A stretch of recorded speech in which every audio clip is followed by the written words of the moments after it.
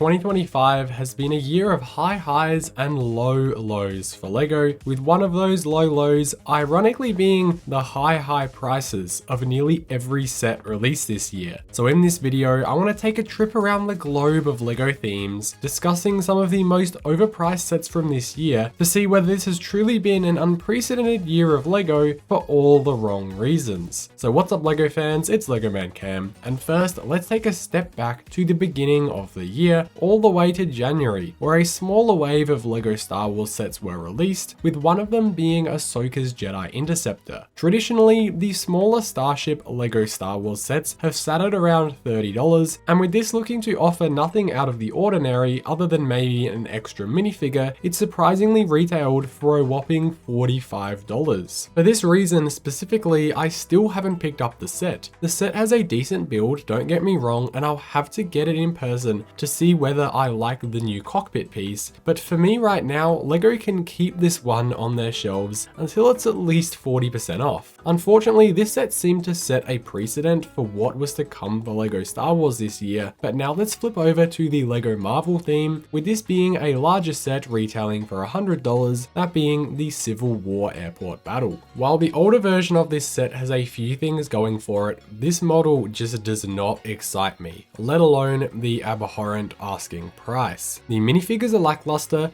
the build is just okay, with a giant man that is so much worse than the original, but the $100 asking price was pretty ridiculous. Then this continued later in the year in May when the Avengers Endgame Final Battle set was released. This set again was an insane $100 with just over 600 pieces and 9 great characters, but terribly bad minifigures, missing details that we've seen before. As I've said on this channel all the time, it's not about the minifigures continuously getting better in detail. I just don't want things to go backwards. And when we have figures like Scarlet Witch losing her dress piece and Ant-Man losing detail, it makes me seriously question what LEGO is doing. We'll come back to LEGO Marvel in a minute, but next let's go over to LEGO Lord of the Rings. This is a theme that has stood out over the past few years and has only gotten a few sets, but these sets have been standouts amongst the hundreds that LEGO seems to be spamming us with these days. With the first set after this long hiatus being Rivendell, then followed up by Barad-dûr. However, in 2025, LEGO released this, the Shire. This 2017 piece set represents Bag End and a few other accessories off to the side, and comes with a bunch of really great Hobbit minifigures and Gandalf too. However, this set, once again, on theme for this video, has a terrible price at $270. Maybe $200 would have felt a lot better for this, but nope, it was just way overpriced. Pair that with the fact that a lot of people aren't even a fan of how Bag End actually looks here, with the pretty small tree and the lackluster interior, and you have undoubtedly the worst of the 3 recent LEGO Lord of the Rings sets. Heading back to LEGO Star Wars now, the May 4th wave brought us some more midi-scale and helmet sets. Classic examples of LEGO charging more for the same thing, just in a black box, and this is where we got one of the most egregiously priced sets on this list that I think has gone very under the radar, that being Kylo Ren's command shuttle from the Starship Collection. This 386 piece set retails for an insane $70. About a third of the pieces go into building the stand, let alone the wings are just 1 brick thin,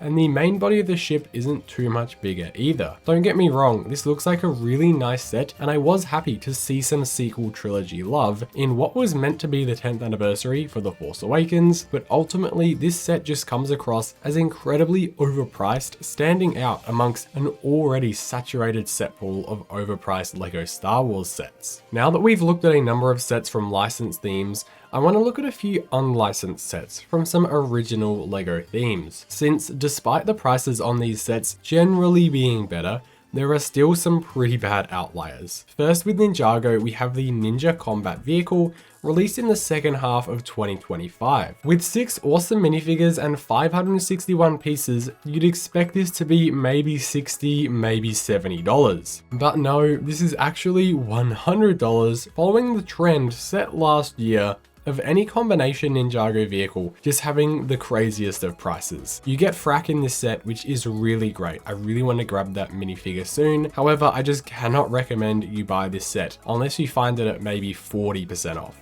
I wanted to put a LEGO Dreams set on this list, so I found Mateo's Fire Chameleon. At $55 for 443 pieces, this isn't as bad as anything we've looked at on the list and is probably the best set that we're looking at today, but it isn't exactly what I would call good pricing. Ultimately, this set has some amazing minifigures and decent builds, just showing us though that LEGO has the ability to make sets cheaper with these higher levels of detail, but only in sets that they think will not sell very well. The other unlicensed set is one from LEGO Creator, a theme that I don't think I've ever spoken about on my channel before, but this is the Haunted Mansion. This is based on the classic LEGO Monster Fighters set and is a scaled down version, using some newer pieces to have a really nice look. This set unfortunately though is $90 with just 736 pieces, and no, price per piece is not everything, but when you actually look at the set and see that it's just a facade and can be closed up to make an even smaller mansion, maybe LEGO should have just called this one the Haunted House instead. We now have just a few sets left to discuss, so let's first wrap up the remaining LEGO Star Wars sets, some of which are absurdly priced. First, we have 3 sets from one singular wave, that of course being the August wave, typically considered to be the best wave for LEGO Star Wars each year. And this isn't technically wrong here, the sets are all pretty nice, however these 3 in particular are just priced ridiculously. First is the 327th Battle Pack, which is $45, a new all-time high for LEGO Star Wars Battle Packs. The set is nice, like despite the clone quality issues, it's a pretty clean set, and overall I love having all of these different colored clones now, but this should be no more than $30. Going up a bit in scale, we have the $160 MTT, which again is a really nice set. There's no complaints on the individual product here, but man, this should be 120 tops. Hopefully you guys can get a sale on this one like I did, where I only had to pay about $100 USD when I convert it from the Australian price that I paid. But last is the worst offender here, coming in again at $160, this being the Clone Juggernaut, also known as the Clone Turbo Tank. And at just over 800 pieces, this would be lucky to be considered a $120 set. But LEGO just went above and beyond in all the wrong ways and made this cost a kidney. Let alone the fact that this set once again has dodgy minifigures and a build that falls apart if you just look at it the wrong way. I'm super keen to build these at some point, but once again I implore you to not pay more than like 40% off for these sets. Like I picked up this and the MTT for 100 each, and it just makes them feel so much more worth it. So with just 2 sets left, the first of these is the new Oscorp Tower from LEGO Marvel, one that I was really excited for when I heard the rumor, but this set just looks so basic. It's got really poor quality minifigures and a build that leaves a lot to be desired, with so much budget being wasted on these pointless side buildings when LEGO could have made a really nice Oscorp Tower. And overall, for $140, this set is nearly as bad as some of those August Star Wars sets in my opinion. The last set is one that only released just the other day and from a LEGO theme that was very much anticipated to return, that being the Black Pearl. Sorry, I mean Captain Jack Sparrow's pirate ship from Pirates of the Caribbean. This is a nice set and definitely an improvement over the first model, but when it costs almost 4 times as much as the original, it makes me think which I actually prefer. The minifigures are nice, just a smaller selection than I would have hoped for, and I love that you can take the bottom half of the ship off to make it look like it's actually in the water. Something about the height of the sails looks a little off to me, but maybe that's just because I'm used to the older one. But anyway, this set retails for $380 at just 2,862 pieces, so it has once again a really awful price. However, seemingly I'm alone in this bad price opinion,